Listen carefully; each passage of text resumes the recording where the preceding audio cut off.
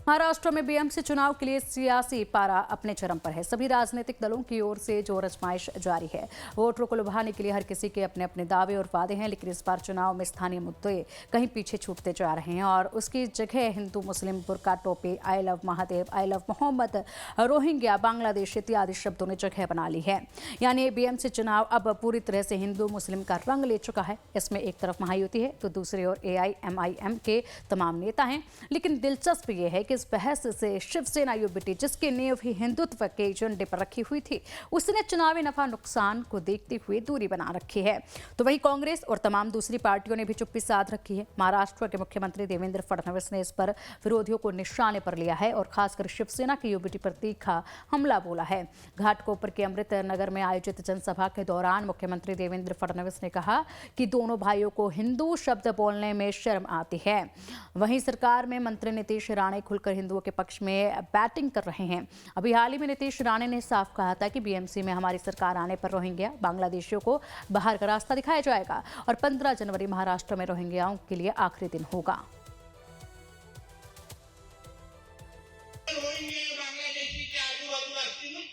15 तारीख खत्म होने तक अपना बैग भर के रखो। 16 तारीख को एक को भी मुंबई में रखेंगे नहीं, ये धमकी लेके जा रहा हूं।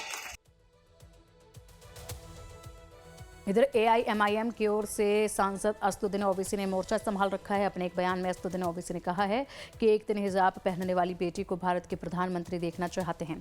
इस पर बीजेपी की ओर से गिरिराज सिंह और असम के मुख्यमंत्री हेमंत बिस्वा शर्मा ने पलटवार किया है।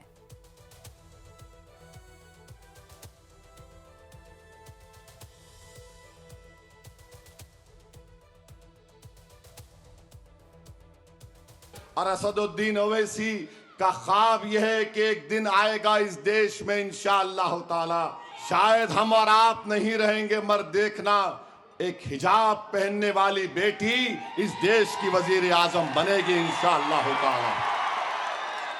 हम नहीं रहेंगे, शायद हम जमीन में जाकर हमारी हड्डियां भी घुल जाएंगी, मगर देखना एक दिन वो दिन आएगा। अरे याद रखो, ओवैसी साहब, आपके मन में गजबाए हिंद है तो आप कान खोल के सुन लें।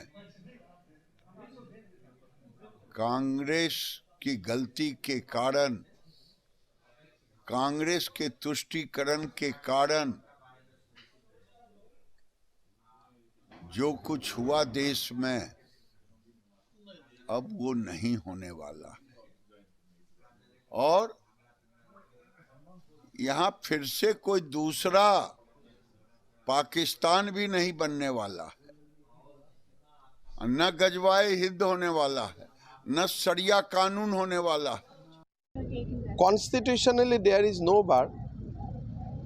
Anybody can become prime minister, but India is a Hindu nation, Hindu civilization, and we will always believe, and we are extremely confident that Indian Prime Minister will always be a Hindu person. BMC पर कब्जे के इस जंग में AIMIM के नेता वारिस पठान का बयान सुर्खियों में रहा। वारिस पठान ने कहा है कि जब आई लव महादेव कहने वाला मुंबई का मेयर बन सकता है तो आई लव महादेव मोहम्मद कहने वाला या फिर कोई हिजाब पहनने वाली मुंबई की मेयर क्यों नहीं बन सकती है। मुंगेरी लाल के हसीन सपने देख रहे हैं। प्रधानमंत्री का पोस्ट वेकेंट नहीं है। हम भी चाहते हैं कि भविष्य में एक महिला प्रधानमंत्री बने, लेकिन उनके जात पात धर्म के आधार पे नहीं, उनके काम के आधार पे। तो आप आपकी तुष्टीकरण की राजनीति करते रहिए, लोगों को जात पात धर्म के आधार पे डिवाइड कीजिए।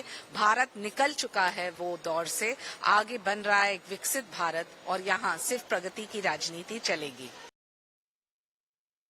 यानी कुल मिलाकर हिंदू मुस्लिम के मुद्दे पर राजनीति जोर पकड़ चुकी है। बीजेपी नेता किरीट सोमैया ने यह आरोप लगाया था कि वोट बैंक की खातिर मुंबई की डेमोग्राफी बदलने की कोशिश हो रही है। इसके लिए प्रतिष्ठित शैक्षणिक एवं शोध संस्था Tata institute of social sciences की एक रिपोर्ट का हवाला दिया गया था, जिसके मुताबिक साल 1961 में मुंबई में मुस्लिम आबादी सिर्फ 8% थी, जो 2011 में बढ़कर 21% हो गई और 2051 तक यह आबादी 30% तक पहुंच जाएगी। किरीट सोमैया ने आरोप लगाया है कि मुस्लिमों की बढ़ती आबादी की वजह से मुंबई में के 227 में से करीब 60 वार्डों में मुस्लिम मतदाता निर्णायक भूमिका निभाते हैं और 2017 के बीएमसी चुनाव में 31 मुस्लिम उम्मीदवार जीत कर आए थे। इनमें कांग्रेस के 11, समाजवादी पार्टी के 7 और AIMIM के 3 उम्मीदवार शामिल थे। इस बार मुस्लिम मतों में बड़ी सेंध शिवसेना UBT लगा सकती है, क्योंकि पिछले लोकसभा एवं विधानसभा चुनाव में भी शिवसेना UBT को मुस्लिम मतदाताओं का अच्छा समर्थन मिला था। हालांकि अब ये देखने वाली बात होगी कि BMC चुनाव में रोहिंग्या, बांग्लादेश के मुद्दे कितने हावी होते हैं और इसका लाभ किसे मिलता है।